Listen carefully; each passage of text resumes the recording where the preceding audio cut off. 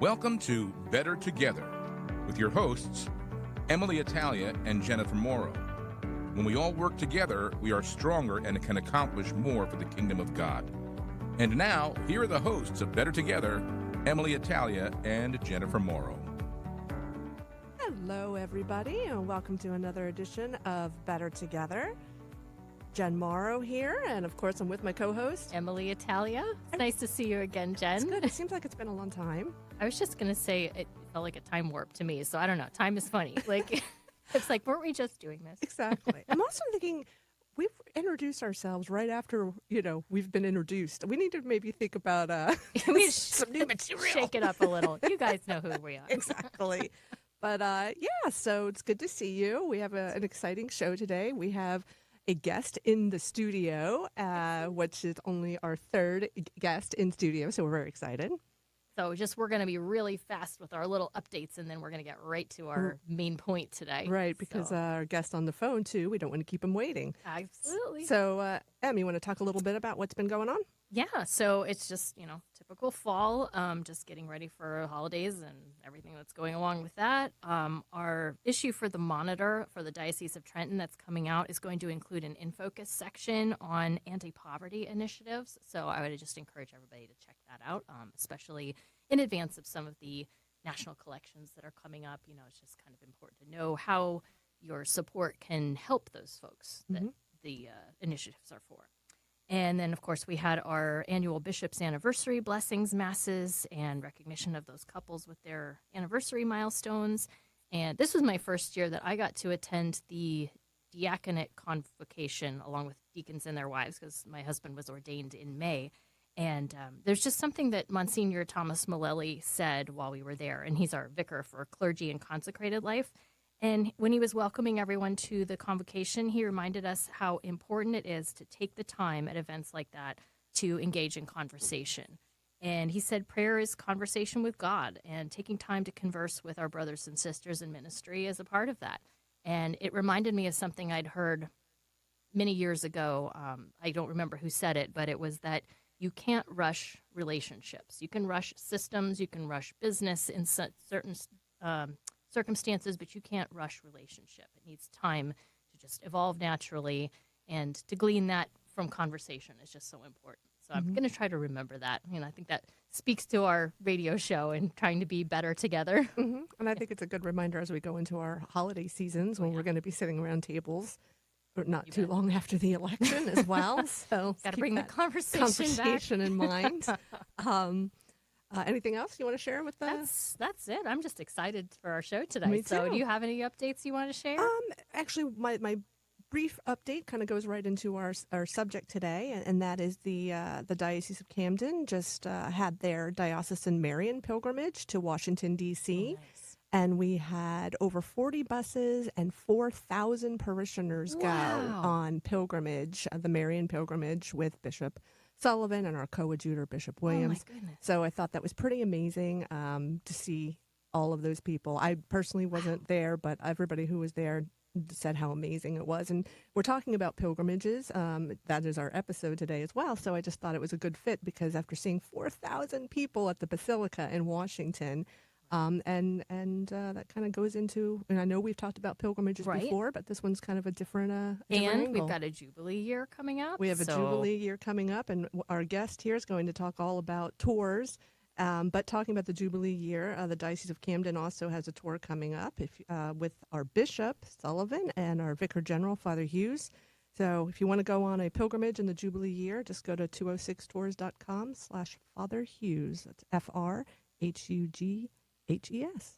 Awesome. And now let's talk to somebody who knows exactly how to run a pilgrimage in studio, and our guest. You want to introduce who's on the phone? Yes, on the phone today with us, we have Father Martin O'Reilly. He's pastor of Mary, Mother of God Church in Bordentown and co-chair of the National Eucharistic Revival for the Diocese of Trenton. And he's the spiritual director for a recent pilgrimage to Italy, where 22 pilgrims from the Diocese of Trenton were able to go to multiple sites. And instrumental in that was our studio guest, Carolyn Norbut, who's the associate director for the Trenton Diocese's Office of Worship.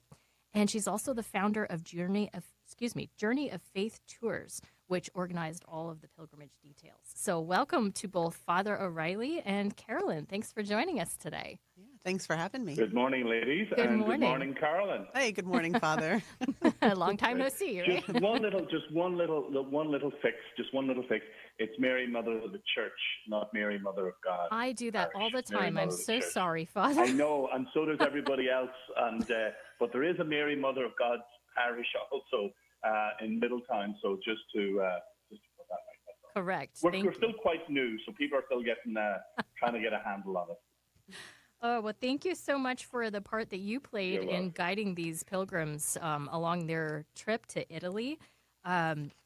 Just for you personally, I know you have a short time with us today. You have a busy schedule. So just wanted to dive right in. How did people learn? I understand it was 22 people from all counties of the Trenton Diocese. How did they learn about this trip opportunity and where you would be traveling, and the fact that it's related to the Eucharistic miracles on this pilgrimage? Yeah. Well, obviously, as you know, the United States, the Diocese of the United States have had the Eucharistic revival over the last 2 years.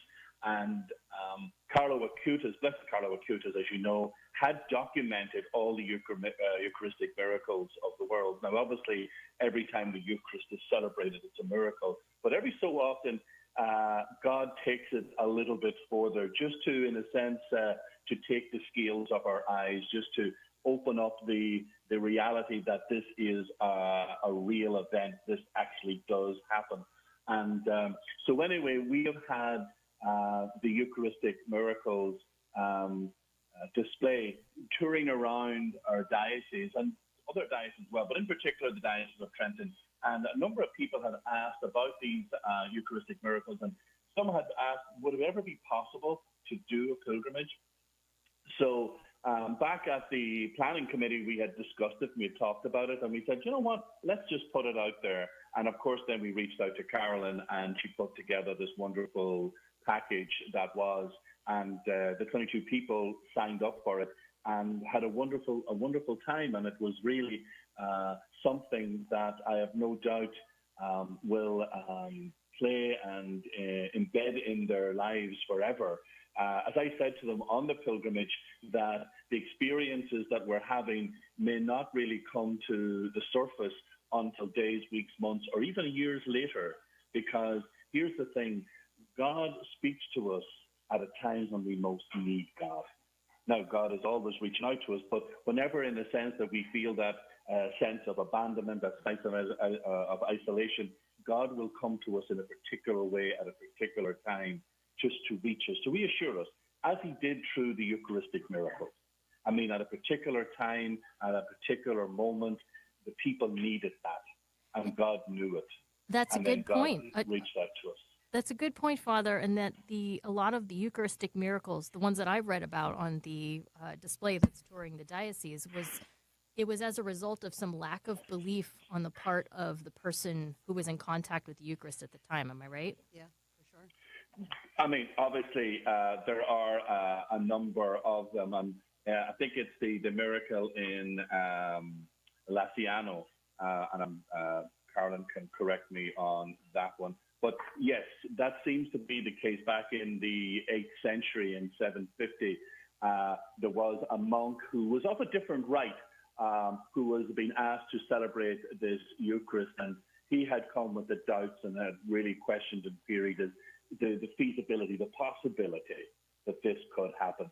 And as he elevated the host, it had transformed into real flesh, and the chalice, the wine, had transformed into actual blood. And you'd say, well, that's wonderful, that's great. But here's the thing. It's still as real today as it was back then in 750. And the blood type can be determined today as it was back in 750.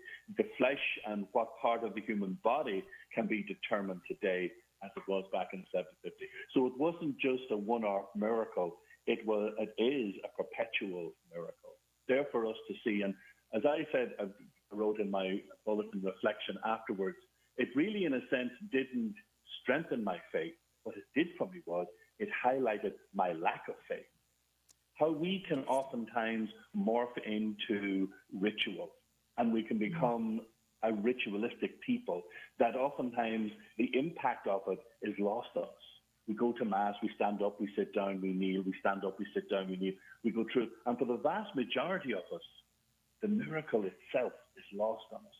And it's just, I've become so conscious, like, you know, as it happens in every church across the world, I mean, after communion, you have a significant number of people who would leave. I'm thinking, if you really believed, I would have to get security guards to throw you out of here. You know? Because if you really believe that this was the body and blood of Christ, but there's something, and maybe it's God designed, maybe God actually prevents us from truly appreciating, truly understanding what it is we're seeing. Because otherwise, we probably would be paralyzed. We'd probably be spiritually paralyzed if we truly believed that this was the Eucharist, that this was Jesus Christ. Because we wouldn't want to leave his presence. And we'd never get on with our daily work. We would become useless, spiritually useless to the world. Wasn't that so something? Maybe in a way God does not allow us to fully appreciate, but just reminds us every so often. Wasn't that something that Blessed Carlo had said too? That if people truly knew what the Eucharist was, they would be lining up, because he observed that people would line up for concerts and games and things, but they weren't lining up outside of churches, and that was that lack of understanding.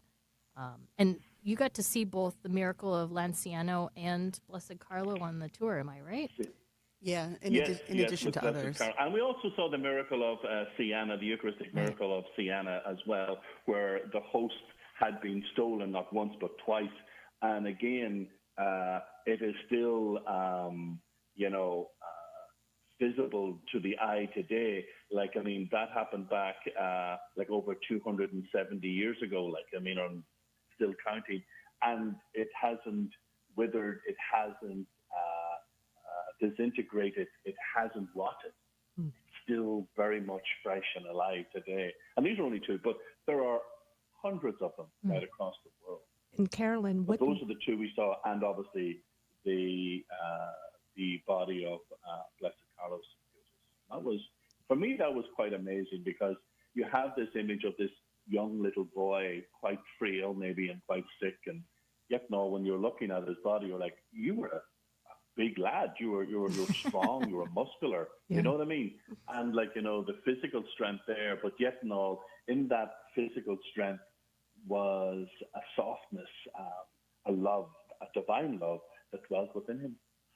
And I've heard it said from those who have been to that shrine, Carolyn, maybe you can say if this happened as well, that there's something about seeing this young man in Nikes, right? Like, he's a saint of our time. Oh, yeah, I was going to say, it's actually, I don't want to say it's cool to see him, but it's like normally when we're attending funerals, viewings, we're used to seeing older people, and there's a sadness in obviously seeing this young man. But yeah, to be able to fully identify with, he's just like so many other young kids that you're used to seeing, or that he is definitely a saint of our times. Mm-hmm. Father Martin, one of the things that I know that you had attended the Eucharistic Congress over the summer. Carolyn, I'm sorry, did you? Okay, so I don't want to limit my question. And so I was wondering, I know that one of the big calls from the Congress was, revival can't stay here.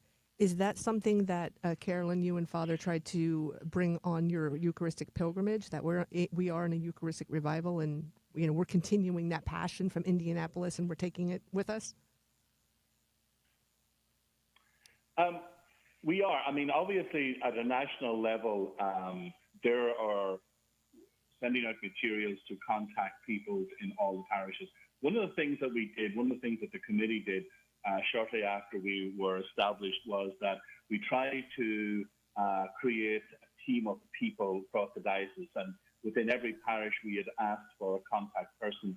And the role of that contact person was to, in the sense, to reach out to the parish and to share the information that was coming from a national level. And nationally, they do have some wonderful materials that they can use in the parish. Also, too, they have wonderful webinars and information evenings. So again, I would just encourage the points of contact to reach out to that and to be aware of that. Mm-hmm. That's but in that sense they are, and but it's a challenge. I mean, it's that type of challenge, that many people still face because of the busyness of life. What does mission actually mean? Right. And there is a scale of work there to be looked at and to be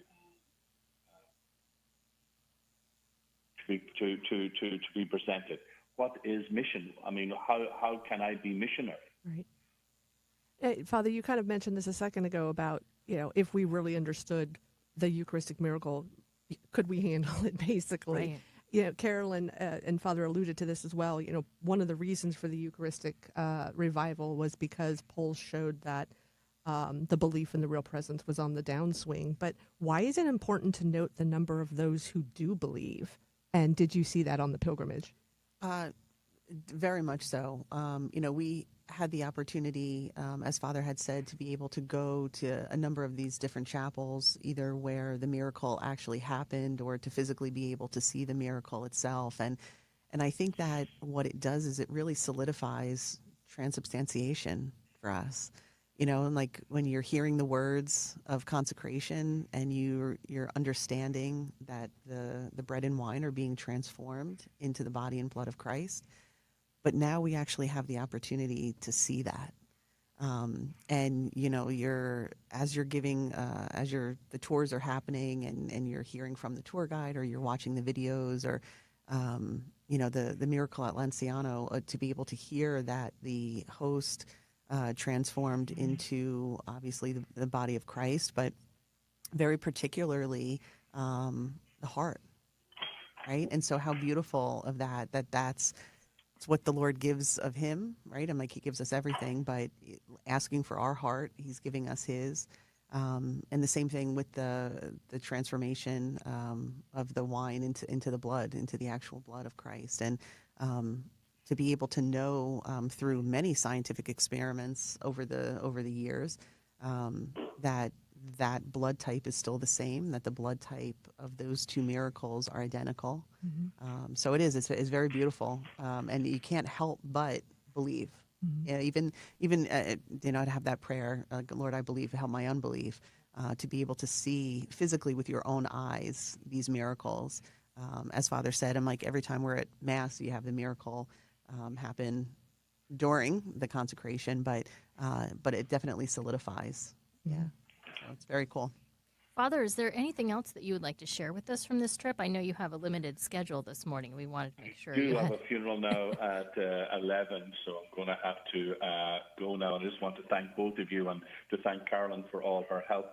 The only thing I will say, I'm a very strong advocate of pilgrimages because it's not so much the places that you see, it's the relationships that are built with the people who go on those journeys.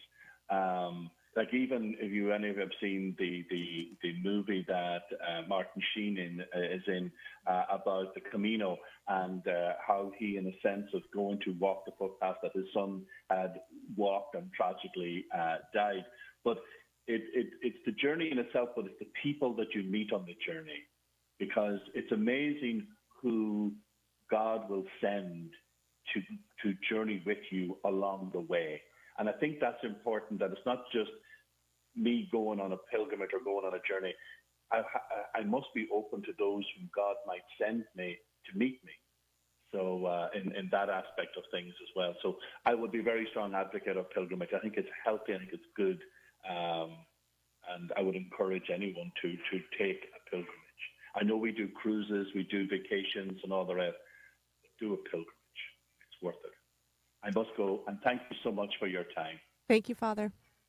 Thanks God so much. God bless you. Bye-bye. You too.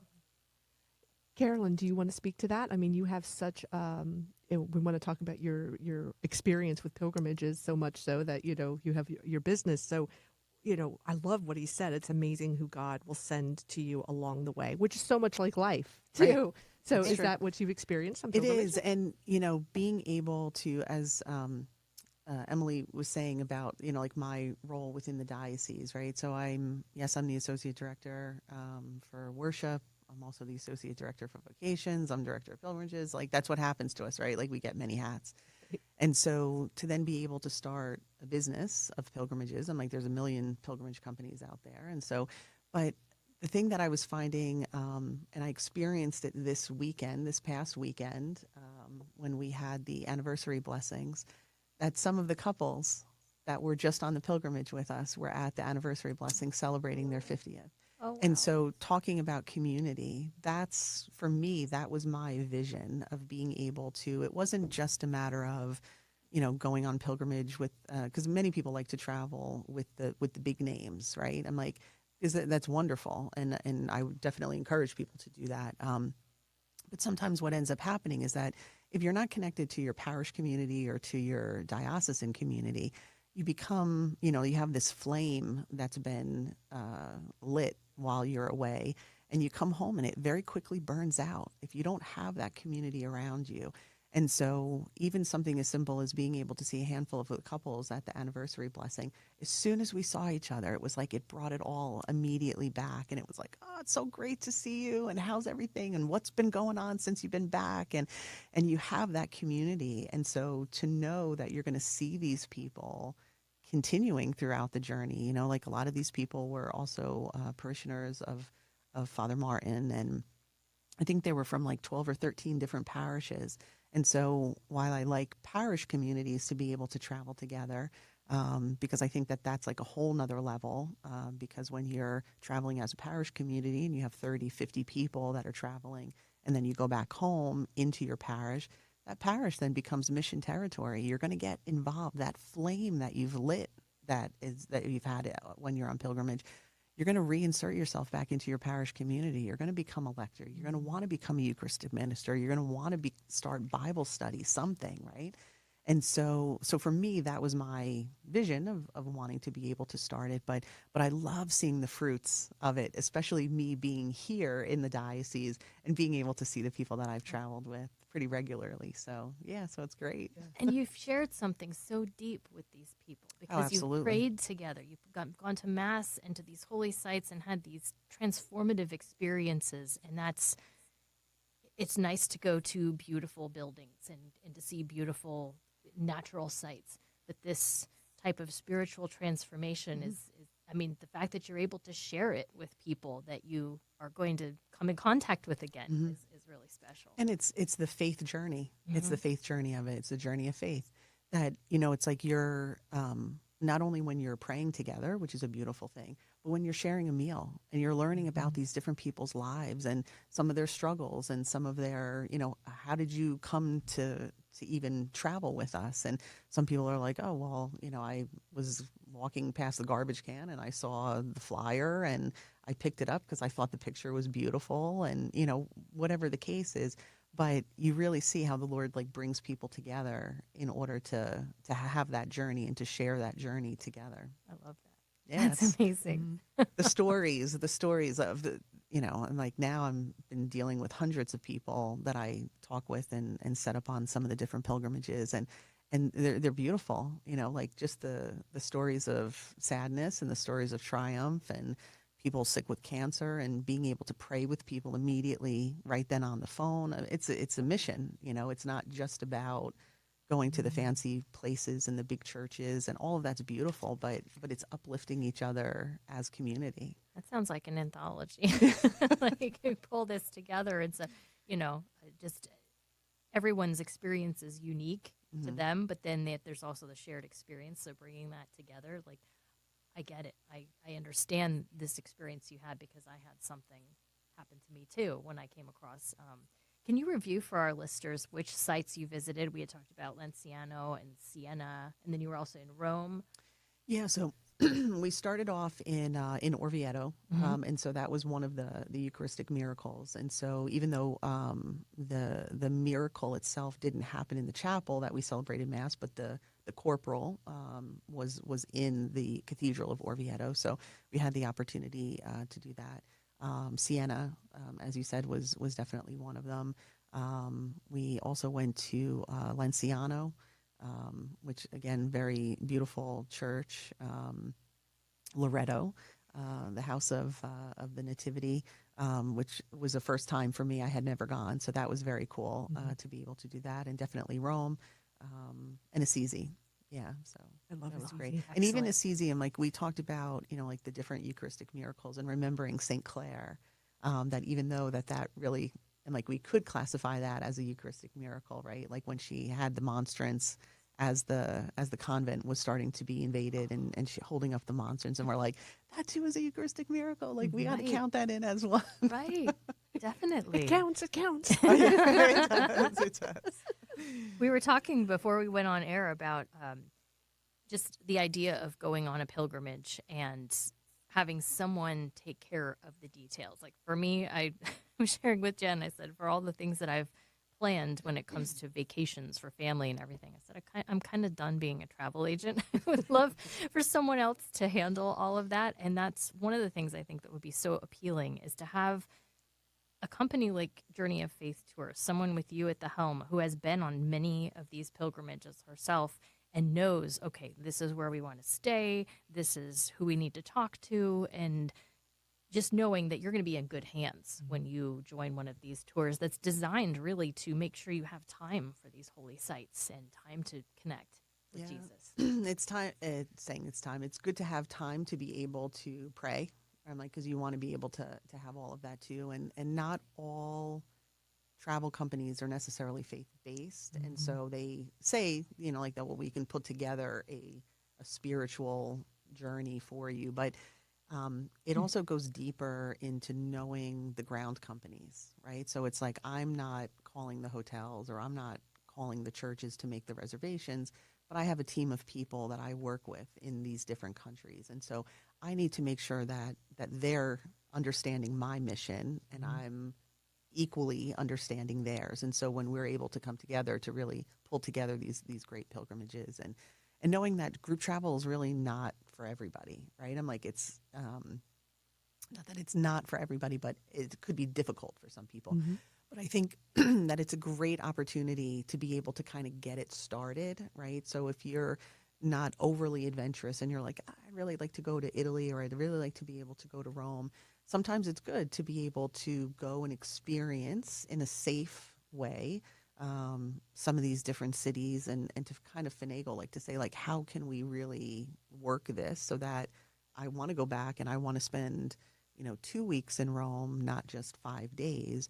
Well, now that I've gone with a group, I think I can handle doing this, right? I'm like, because now you're a little bit more familiar with it. And so I think it helps people to be able to experience that too. So It's a good introduction to the experience. yeah, absolutely. Yep. And as writers, as journalists, first, full disclosure, we got some sweet Journey of Faith swag this morning. By the way, that came after we invited Carolyn, so there's no ethical concerns. But what I love is that it's a beautiful journal. Now, like I said, as writers, we love to write. So I feel like, one of the great things about being on a faith journey is that you can share what you're experiencing with God in these. So I'm thinking you give these out to the... I do. Yeah. So all of my pilgrims that travel with me, I always give them a journal and a pen, because sometimes, I'm like, most times people will bring that themselves. But again, it's just a nice size. It fits in your bag. Perfect. But but when the Lord talks, like there's sometimes I was watching the two of you as Father Martin was saying things. You're both writing little things down, right? Maybe it just is a word, or it's something, a confirmation of something that you were praying earlier in the day, and the Lord has just spoken to you through somebody else, and it's like, that's an affirmation. I don't want to forget this, and I want to share it with someone else. Yeah, exactly. Like maybe it's not for you, maybe it's for somebody else, and so I started giving the journals out. Sadly, I'm not traveling there too much these days, but we were praying that we'll be able to get back. But going to the Holy Land, and so that's my first love, is being able to bring people there.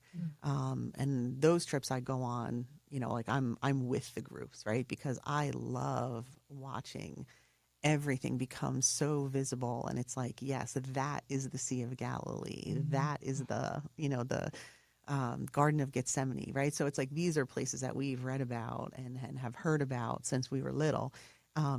And yeah, so just to be able, but I see how the gospel's open and everything just becomes so alive to them. And so, yeah, so I do. I try to encourage people to journal for sure. Well, Father Martin said, I didn't write it all down, so I'm gonna have to go back and listen to this this episode again because I couldn't write that fast.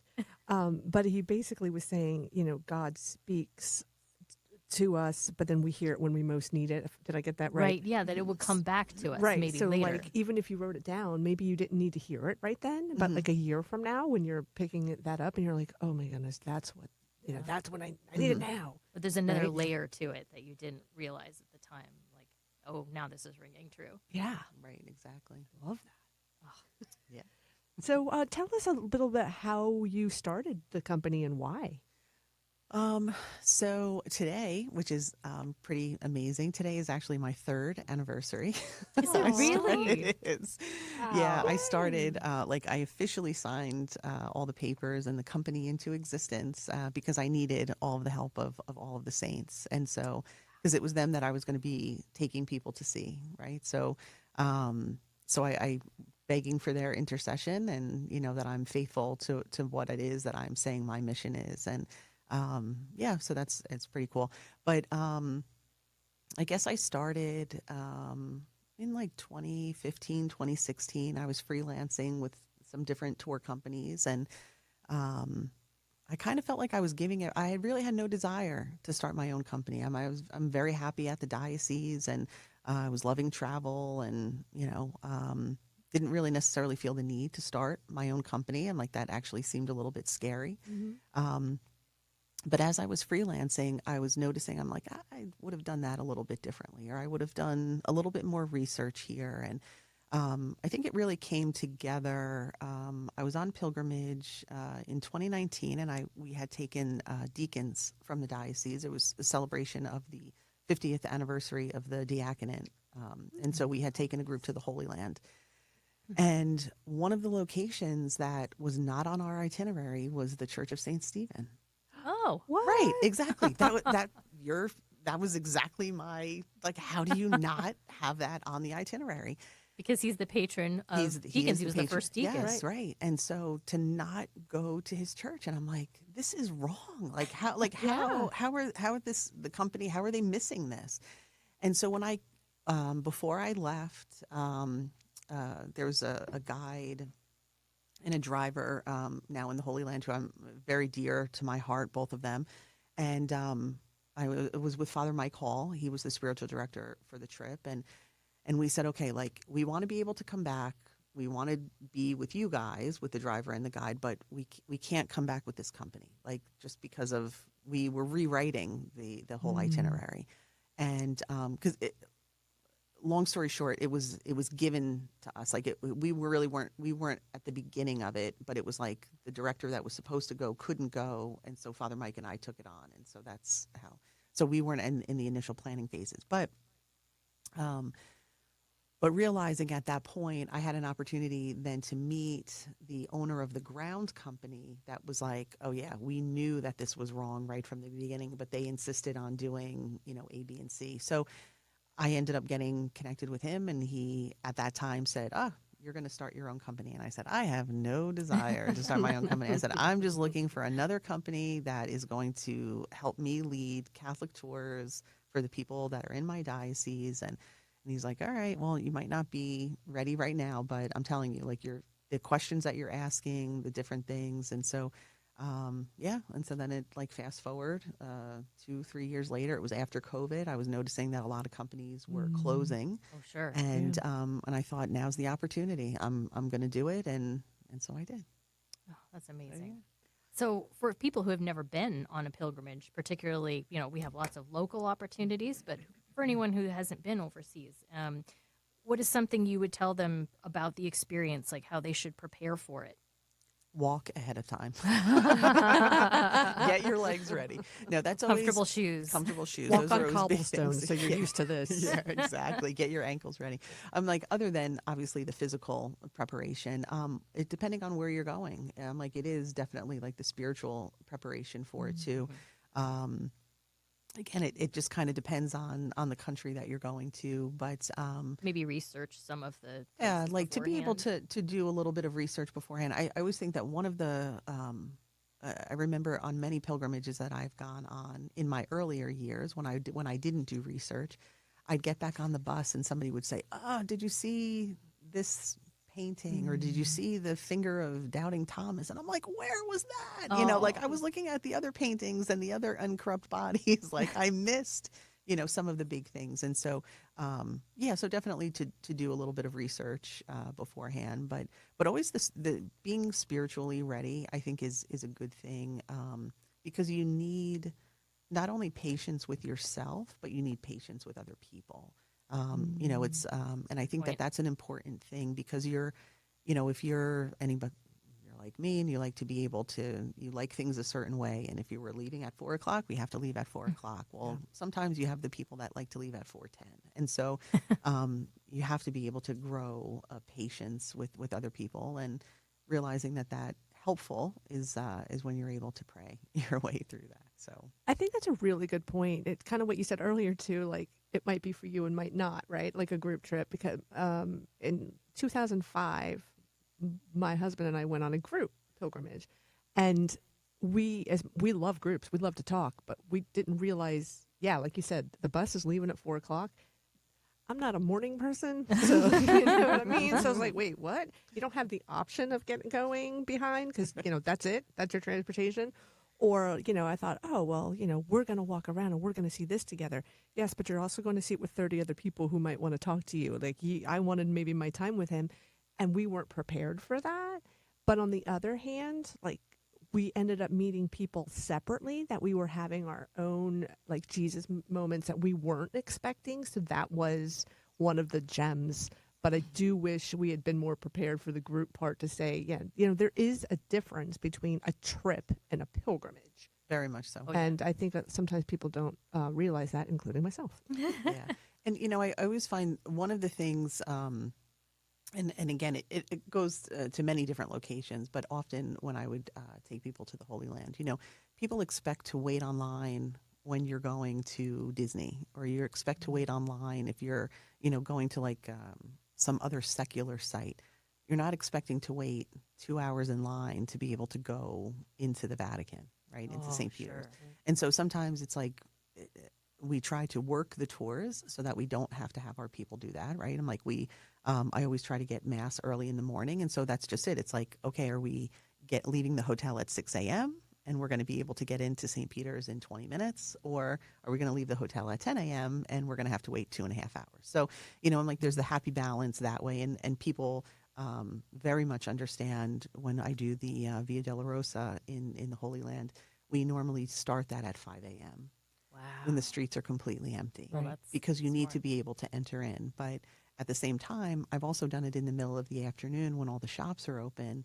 And then that's also, right, I'm like, because you can envision our Lord walking through the streets and having the heckling and all of that. So it's, again, it's kind of what the group wants. It's what the balance is. But trying to be able to give the pilgrims the opportunity to fully be able to enter in and not get into the craziness of the lines and, but. And there's no fast pass or cut the line for these things. There's just, you Sometimes get there if when you you have get there. if you have a bishop, if you have, I was going to say, hold on. Because I remember one time I was in Florence on my own. I wasn't on a tour. And the church was getting ready to close. There was a huge line outside the church. And they're like, sorry, this, nobody can come in and tour the church unless you're here for Mass. And I'm like, you know what? I'm going to Mass. There you So go. I had a fast pass because I decided to go to Mass.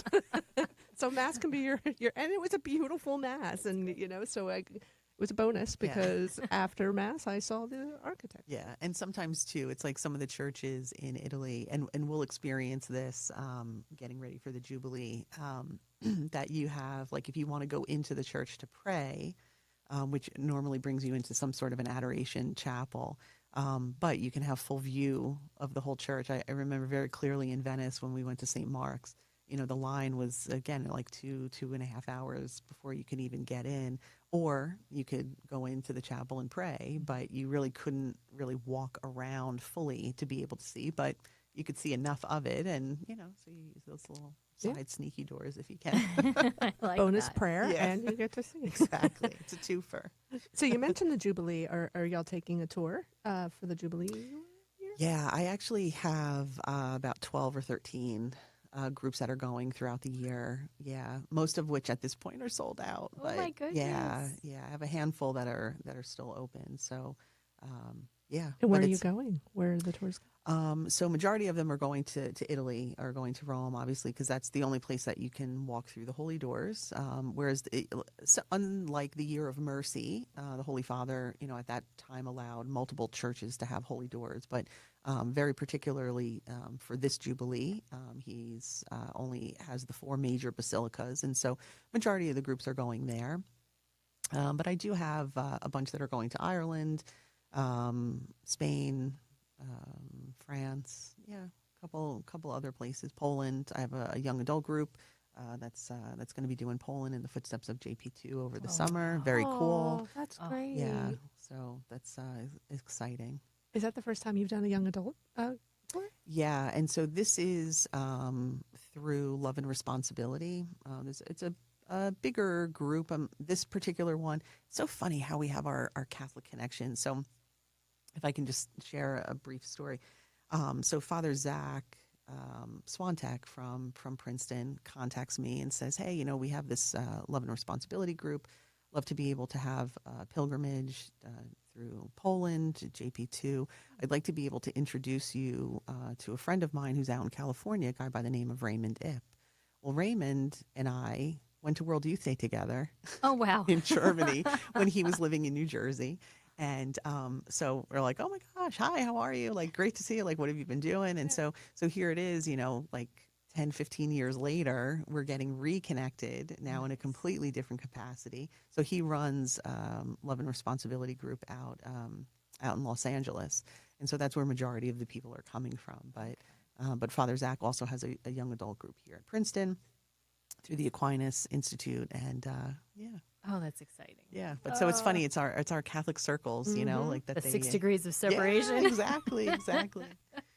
So I was curious how many trips that you have made personally to these different sites, and how you are able to keep that experience fresh when you return, like for the 6th time or something. Right. For me, I love being able to witness other people's experiences because having gone, and again, everything for me goes back to the Holy Land, but I work with a certain group of guides. There's probably like 3 or 4 like that I rotate through.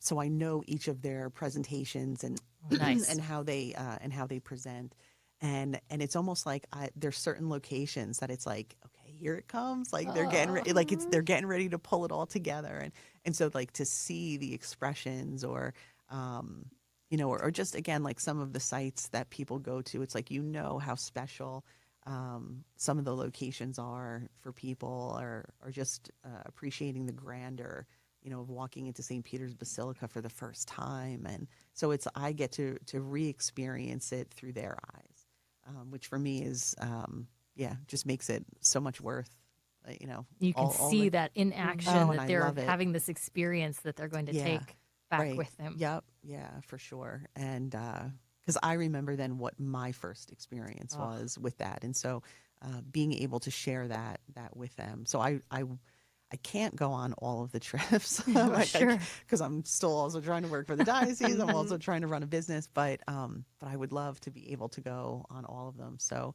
this year, just a couple of months ago, actually, when we were doing the Eucharistic miracles, was the first time I had three groups out of the country at the same time, and I was only with one of them. Wow. And so I was in constant contact, with the other groups, and how's everything going? What's going on? And so it was kind of like letting it go for the first time. But yeah. Were there any stories in particular from this last trip that you'd like to share? Anything spectacular? Or I know you course, had personal experiences there, being able to Yeah, pray. I think one of the main experiences that everybody at least seemed in that moment they were just floored was when we were able to actually see and venerate the Eucharistic miracle in Siena, Oh, because that we weren't anticipating. that's right. That wasn't on the So we schedule, right? well Or- we were celebrating Mass in the church, and so we knew that the miracle was there. Very similar to Orvieto, like it's behind a it's not really glass, but like they have like a shield like that you really can't fully see. And I guess the Franciscan that was in charge of the church, when he realized, like that what we were there for and that it was specific to the Eucharistic miracles, he went and got the key and allowed us to actually walk up to and to really venerate and pray before. And so realizing like that he was going to open up the door, everybody was like, it's really happening. Like we're really going to be able to see, because again, it wasn't something that we were anticipating. Like we knew it was behind. And so in faith, you're believing that it's behind the veil. And so to actually then be able to see it. And so it was a special moment even for me too, being able to take pictures of everybody in front of it. So they didn't know that I was taking pictures, but as each husband and wife couple or each individual, to be able to take that picture of them, to have that special moment. And so that's like when I go, I try to kind of blend in because there are places that I've been to before, to try to be able to capture some of those moments for people because I don't want them to be taking pictures. I want them to be praying. I want them to be able to enter in. And so if I can be that paparazzi that's kind of working around them to be able to have that and to be able to bring home that experience. So I think especially in these days and time when we have to take a picture of everything, to actually forget to take a picture because you're in the presence of God, of a Eucharistic miracle, that says a lot in itself. really does. So it's so good that, somebody else can capture it in case, because sometimes when you're in that moment, I don't know about you, have you ever been in a moment like that and it's almost like you kind of forget it afterward because you're so in it that maybe you weren't meant to remember it, or you weren't remember. Does that make sense? Like, did you ever have one of those? I ended up, one of the times I went to World Youth Day, second time I had seen JP2, and I knew that his motorcade was going to come right in front of us, and he's in the Pope Mobile, and I didn't want to have that experience through the camera. And so I lifted the camera over my head because I wanted the visual of seared in my memory. And when I got the pictures back, I had somebody else's camera immediately in front of mine. So I thought to myself, if I was so focused on looking through the lens and not concentrating on him, I would have missed it on both sides, So I really try to encourage people to say, like, you can get better pictures online anyway. Right. Just have the experience and have the moment. And, that's a good point, not because worry there are about thousands of, if you want a picture of the Vatican, professional picture or something, it's available to you.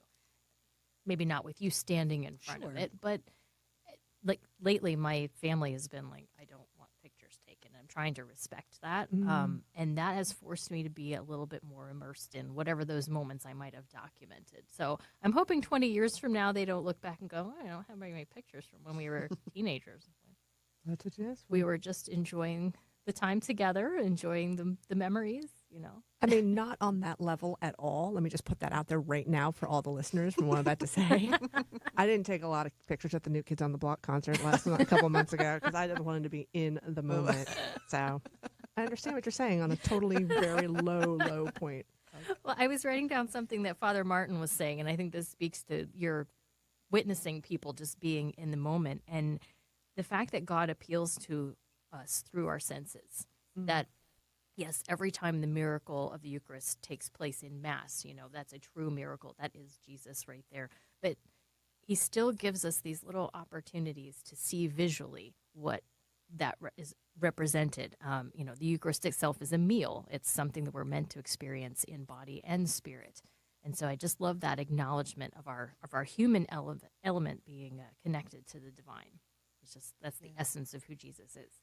We talked, doing a lot of talking about like overseas, and I'm saying the Holy Land, and we're talking about Rome and everything. Like there are so many places that you can take a pilgrimage, and even by concentrating as you're praying the rosary, right? I'm like, that really can be a walking pilgrimage. Like, you don't have to go someplace far in order to be able to enter in and to be able to have those moments. Like, sometimes even just doing Lectio, right? I'm like reading scripture and allowing yourself to read it a couple of times and finding that one word and what is it that the Lord is trying to say. Like, we don't have to go, because not everybody has the financial means, not everybody has the physical means, but to be able to say like that, everybody's able to take a pilgrimage, even just by praying the rosary, even by praying, just the Our Father, and being able to really enter in, putting ourselves in that place, putting ourselves in that moment, and just allowing the Lord to speak, for sure. That's such a great point. And if you do want to travel, I mean, we even have some in this state. There's one in the Diocese of Trenton,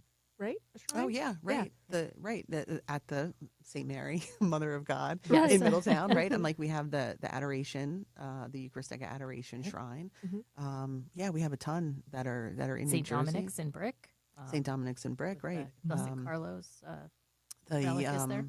Yeah, and then even outside of the diocese, the Our Lady of Fatima Shrine, which is at Washington, New Jersey, a little bit further up, and close to Philadelphia. Those that are close to Philadelphia, There's some like in Miraculous Philadelphia, Medal, St. Padre Pio, St. Rita. And we kind of forget that that's unique maybe to this very populated, densely populated area of the country where you go, I mean, certainly if you go to places out west like California with the missionaries, there were shrines there and holy sites. But, there are places out there where it can be very dry, aside from your local church. And even those are far flung. So, we're blessed with riches in this area.